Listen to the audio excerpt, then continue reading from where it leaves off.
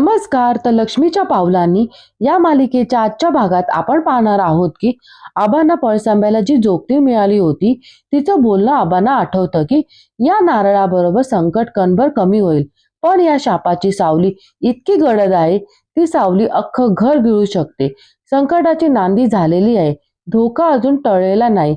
आबा खूप बेचैन होतात आणि म्हणतात की जे काही घडत आहे यावर तोडगा काढायलाच हवा. कितीही लपवायचं म्हटलं तरी तो शाप काय आता ऐकणार नाही. शाप एवढा जहा आहे की घरातले सगळे संसार, सगळी नाती गिळून बार होईल आणि हाताला काहीही लागणार नाही. असं होता कामा नये. मला हे लवकरात लवकर अद्वैतला सांगायलाच हवं, त्याशिवाय मार्ग निघणार नाही. अरे सगळ्यांच्या संसारावर बेततच चाललं आहे. आब्बा अद्वैतला मोठमोठ्याने आवाज देत असतात. तेव्हा रोहिणी म्हणते की डॅड काय झालं. आब्बा तिला काहीच सांगत नाही. रोहिणी म्हणते की डॅड, तुम्ही एवढं मोठमोठ्याने हाका मारतायत ना, त्याला काय हवं असेल तर सांगा, मी सांगते त्याला. तेव्हा आबा रोहिणीला म्हणतात की नाही नको. अद्वैत धावतच येतो आणि म्हणतो की काय झालं आब्बा. यावर आबा म्हणतात की आपल्याला ताबडतोब निघायचं आहे. अद्वैत म्हणतो की कुठे जायचं आहे. तेव्हा आबा म्हणतात की पळसंब्याला. तेव्हा अद्वैत म्हणतो की आता कशाला, आपण आजचा दिवस थांबूया, उद्या सकाळी हवं तर निघूया लवकर. आबा म्हणतात की हे बघ, मी तुला विचारत नाही आहे, तुला सांगत आहे. या शापावरचा तोडगा काढायलाच पाहिजे. आपण तिकडे जाऊन गुरुजींना ही पत्रिका दाखवायलाच पाहिजे. तेव्हा अद्वैत म्हणतो की अहो पण. आबा चिडूनच म्हणतात की अरे माझा ऐक ना, काय सांगत आहे, चल लवकर. तेव्हा रोहिणी म्हणते की डॅड, एवढ्या घाईघाईने का जायचं आहे तुम्हाला, काय गडबड आहे का. तेव्हा आबा तिला काहीच सांगत नाही. आबा अद्वैतला म्हणतात की चल लवकर. तेव्हा रोहिणी मनाशीच म्हणते की हे डॅड मला कधीच काही सांगत नाही, आणि मी जर यांचा पाठलाग करत गेले आणि पकडले गेले तर नेमकं काय घडलंय हे मला समजायलाच हवं ना. अद्वैत आबाला म्हणतो की ठीक आहे आबा, आपण जाऊया. तेव्हा रोहिणी म्हणते की मी पण येते तुमच्या बरोबर. आबा म्हणतात की नाही, तू नको. रोहिणी म्हणते की असं कसं डॅड, मला सुद्धा काळजी वाटते. आफ्टर ऑल मी सुद्धा या घरची मुलगी आहे ना, मला येऊ द्या तुमच्या सोबत. आबा तिला नकार देतात. आबा अद्वैतला म्हणतात की आपण दोघे जायचं आहे. रोहिणी नाटकच करते आणि म्हणते की डॅड मला थांबू नका, मला खरंच खूप टेन्शन आलं आहे. शापाच्या प्रकरणामुळे रात्रभर झोप लागत नाही मला. तुम्हीच म्हणता ना, सगळ्यांच्या संसारावर अवकाळ आली आहे. अद्वैतचा संसार, सोहमचा संसार आणि राहुल घराबाहेर आहे. मला मान्य आहे, त्यांनी जे काही केलं खूप मोठा गुन्हा आहे, पण त्यामुळे त्याची आणि नयनाची ताटातूट झाली नसेल हे कशावरून. डॅड सगळं विसरून जा. तुम्हाला एवढं माहित आहे ना, शापाचा त्रास चांदेकरांना होणार आहे. अहो मी सुद्धा चांदेकर आहे ना, मी सुद्धा चांदेकरांची वंशज आहे. राहुल माझा मुलगा, मग मी काय, राहुल काय आणि अद्वैत काय, सगळे सारखे. तुम्ही जर मला नेणार नसाल ना तर मी माझी माझी येईल. तेव्हा अद्वैत आबाला म्हणतो की आबा येऊ द्या ना आत्याला आपल्या बरोबर.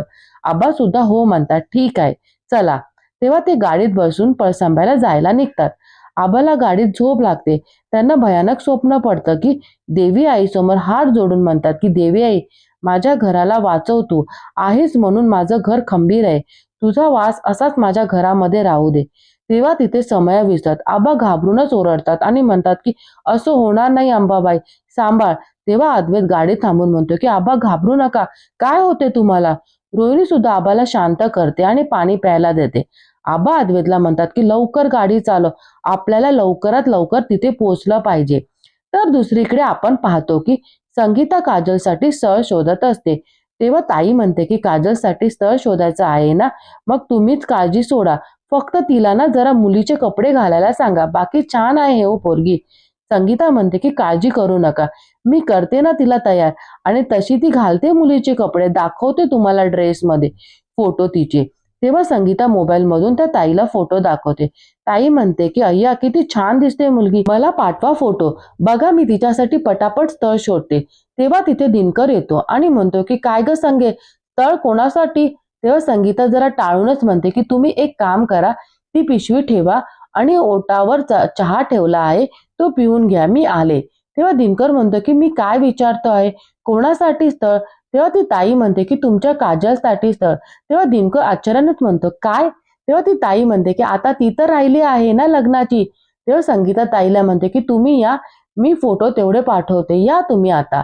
आणि ती ताई तिथून जाते.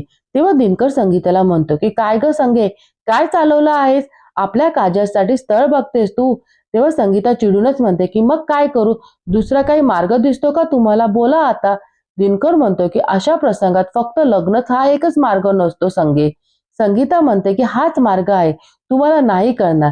एकदा ना मुलीचं लग्न झालं ना म्हणजे झालं, आणि ते पण बाहेरगावी करून द्यायची आहे, इथे नाही. बाहेरगावी राहिली तर इथलं सगळं विसरेल. आणि हे बघा, ती आता कोल्हापूरमधून लांब गेलेलीच बरं, तात्पुरता नाही कायमचा.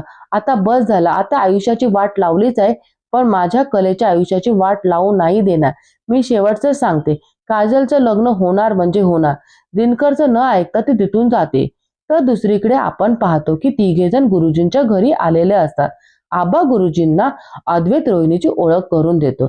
आबा गुरुजीला सांगतात की मी ज्यावेळी अद्वैतच्या वयाचा होतो त्यावेळी घडलेली घटना आता एक वाईट रूप घेत आहे की काय, अशी मला भीती वाटत आहे. त्यावेळी तुमचे आजोबा इथे होते. तेव्हा ते गुरुजी म्हणतात की हो, आजोबांनी तुमच्या घराण्यात जे काही घडलं ते सांगितलं होतं मला. आजोबांच्या शेवटच्या काळामध्ये त्यांनी मला चांदेकरांच्या भूतकाळामधील घटना आणि भविष्यावर होणारे परिणाम याचे संकेत दिले होते. तेव्हा अद्वैत आबाला विचारतो की काय बोलतायत गुरुजी, कुठले संकेत? तेव्हा आबा अद्वैतला म्हणतात की अद्वैत, तुला महत्वाची गोष्ट सांगायची आहे, काही वर्षापूर्वी घडली आणि ज्याचा संबंध आपल्या घराण्याशी आहे. आबा अद्वैतला स्वतःचा भूतकाळ सांगू लागतात. गुरुजी आबाला म्हणतात की भालचंद्र, चांदेकरच्या पिढीला तू पुढे नेणार आहे. तू आणि तुझी सौभाग्यवती शारदा, तुम्ही दोघे सूत्रधार आहे या पिढीचे. आम्हाला खात्री आहे शारदेने देवी आईची मूर्ती खूपच सुंदर आणि सुबक बनवली असेल. त्यामुळे मूर्ती स्थापनेचा पुण्याचा वाटा आणि अधिकार तुमचाच आहे. आजच्या मुहूर्तावर मूर्तीची प्रतिष्ठापना करून पूजा पुढच्या अनेक पिढ्यांच्या भरभराटीची, सौख्याची आणि संसार सुखाची मेढ आज तू तुझ्या हाताने बांध. भालचंद्र, पुढे ये आणि या मूर्तीवरचा कापड हाताने काढ आणि सगळ्यांना मूर्तीचे दर्शन होऊ दे. तेव्हा आबा खुश होऊन पुढे येतात आणि मूर्तीवरचं कापड हटवतात. आबा मूर्ती बघून घाबरतात आणि गुरुजींना सुद्धा खूप राग येतो. गुरुजी म्हणतात की नाही नाही, हे शक्य नाही, काहीतरी चुकलं आहे, मूर्ती दुबकलेलं असणं योग्य नाही, काहीतरी संकेत आहे. तेव्हा आबा म्हणतात की शारदेने मूर्ती घडवली तेव्हा अखंड होती गुरुजी. देवी आईच्या गळ्यातून मंगळसूत्र आपसात खाली पडतं. हे बघून आबा आणि शारदा खूपच घाबरतात. शारदा म्हणते की अहो गुरुजी, काय होते? तेव्हा गुरुजी म्हणतात की अघटित घडणार, भालचंद्रा, तुझ्या खानदानात काहीतरी घडणार आहे, त्याची चाहूल लागलीये. आज हे कार्य निर्विघ्नपणे पार पडलं असतं तर ती तुमच्या पुढच्या पिढीच्या सुखाची, आनंदी संसाराची नांदी होती. पण आता जे घडलंय त्याचा अर्थ हाच, चांदेकर घराण्यातल्या प्रत्येकाच्या संसारावर गदा येईल. माझे शब्द लिहून ठेवा. तुम्ही चांदेकर घराण्यात कुणाचाही संसार टिकणार नाही, कोणाचाही संसार टिकणार नाही. शाप लागला आहे चांदेकरांना, शाप लागला. रोहिणी मनातच म्हणते की हे तर जबरदस्त आहे, एवढी मोठी गोष्ट आणि मला आता कळते. नाही नाही रोहिणी, हे तर तुला मिळालेलं हत्यार आहे, याचा फायदा नक्कीच करून घेतला पाहिजे. गुरुजी पत्रिका बघून म्हणतात की या सगळ्याचा परिणाम वाईट होणार आहे, काहीतरी भयानक चाल करून येणार आहे, मला आजूबाजूला जाणवते. अद्वैत म्हणतो की पण गुरुजी, असं कसं होईल? देवी आईची भक्त किती श्रद्धेने करतात, मग देवी आई त्यांच्या भक्ताच्या बाबतीत इतकं वाईट कसं काय वागू शकेल? म्हणजे ही गोष्ट खूप जुनी आहे आणि आबासाहेबांची पुण्याई खूप मोठी आहे. जर काय वाईट घडायचं असतं तर आधी सुद्धा घडलं असतं, पण आता तर सगळं चांगलं चाललं आहे, मग अचानक असं. तेव्हा गुरुजी म्हणतात की वेळ कधी बदलेल आणि काळ कधी खालावेल हे सांगता येत नाही. जे लिहिलेलं असतं ते बदलता येत नाही. घराण्याच्या नात्यावर संकट येते खालती, सांभाळून राहा आणि आपल्या माणसांना जपा. अद्वैत मनाशीच म्हणतो की असं काय वाईट होणार आहे? तर दुसरीकडे आपण पाहतो की सरोज रजनीला म्हणते की तब्येत बरी नसताना असं कसं जाऊ शकतात? कला नुकतीच आजारपणातून बाहेर येते, आता यात यांची तब्येत बिघडली तर काय करायचं आपण? रजनी म्हणते की हे काय आलेच. सरोज आबाला म्हणते की आबा, असे न कळवता कुठे गेला होता तुम्ही आणि गेले काही दिवसापासून असं का वागताय? घरात आधीच आजारपण सुरू आहे आणि तुम्ही उठून सरळ निघून जातात. परवा मध्यरात्री सुद्धा पळसांब्याला गेला होता, ते सुद्धा चालत, आणि आज परत तेच. तेव्हा आबा म्हणतात की काळजी करू नको, मी एकटा थोडी गेलो होतो. काय झालं, माझ्या मित्राची तब्येत अचानक बिघडली, मग त्यांच्या घरच्यांचा फोन आला, त्याला मला भेटायचं म्हणून तातडीने गेलो ग. तेव्हा अद्वैत आणि रोहिणी आबाकडे पाहतात आणि रजनी मनाशीच म्हणते की आबा सरोज वहिनीपासून का लपवताय? ते पळसंब्याला गेले होते हे का नाही सांगत आहे? आणि ते मुळात गेलेत कशाला होते? तेव्हा सरोज म्हणते की बाकी काही असो, तुमची तब्येत महत्वाची. माझं ऐका, तुम्ही तुमच्या तब्येतीची काळजी घ्या.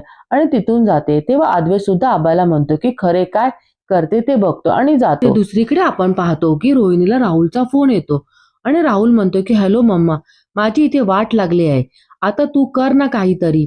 तेव्हा रोहिणी म्हणते की काय झालं? यावर राहुल म्हणतो की माझे सगळे क्रेडिट कार्ड ब्लॉक झालंय. माझी जी आधीची लाईफस्टाईल होती ती तर राहिली बाजूला, पण साधं बेसिक खर्चाचे सुद्धा पैसे उरले नाही. तेव्हा रोहिणी म्हणते की काहीतरी काम कर ना. तेव्हा राहुल म्हणतो की काय करू तेच कळत नाही आहे मला. रोहिणी म्हणते की डोंट वरी, मी करते काहीतरी. बरं नीट ऐक, मला लवकरात लवकर भेट, थोडेसे पैसे देते तुला आणि या चांदेकरांच्या बाबतीत पुढे काय करायचं तेही सांगते. तेव्हा राहुल म्हणतो की बरं भेटतो मी आणि फोन ठेवून देतो. तर इथे दुसरीकडे आपण पाहतो की अद्वैतला गुरुजीचं सगळं बोलणं आठवतं. कला झोपलेली असते. कला जवळ जातो आणि म्हणतो की खरे मी पळसंब्याला गेलो आणि जे काही मला कळलं त्यामुळे खूप रेसलेस वाटतंय मला. प्रचंड काळजी वाटते मला. तुझी, माझी, आपली. मला आपल्या चुकीचं काही झालेलं नकोय. मला तुला गमवायचं नाही आहे खरे. आणि आजचा भाग इथेच संपतो. धन्यवाद.